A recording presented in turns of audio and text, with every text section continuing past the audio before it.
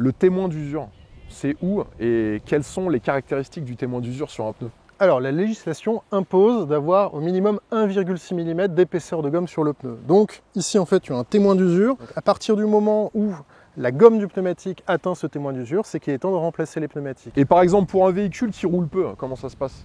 Alors, pour un véhicule qui roule peu, ce que l'on dit, c'est qu'à partir du moment où un pneumatique a été monté sur le véhicule, il ne faut pas le laisser monter plus de 5 ans. Donc, même si le pneumatique n'est pas usé complètement, n'est pas arrivé au témoin d'usure, il vaut mieux remplacer les pneumatiques puisque la gomme va avoir tendance à craquer et on va avoir une perte de performance. Ok, c'est pour ça que souvent les voitures, tu sais, qui sont rénovées, il y a des pneus qui, en apparence, sont neufs, mais ça fait 15 ans qu'ils n'ont pas été changés. Et toutes les personnes qui font de la rénovation te conseillent de les changer immédiatement. Exactement. Et pour cela, on a sur le côté du pneumatique le DOT. Le DOT, c'est la date de fabrication du pneumatique. La plupart du temps, la date de fabrication du pneumatique, à peu de choses près, à 1 ou 2 années près, te dit à quel moment il a été monté sur le véhicule. Donc toujours quand on achète un véhicule, notamment des véhicules sportifs, des véhicules haut de gamme qui roulent peu, toujours vérifier les pneumatiques, puisque quand tu achètes une Porsche ou une Ferrari avec des pneumatiques qui ont 10 ans, attention. Ouais. Alors le DOT, montre-le nous, parce que ça, pareil, je sais où c'est.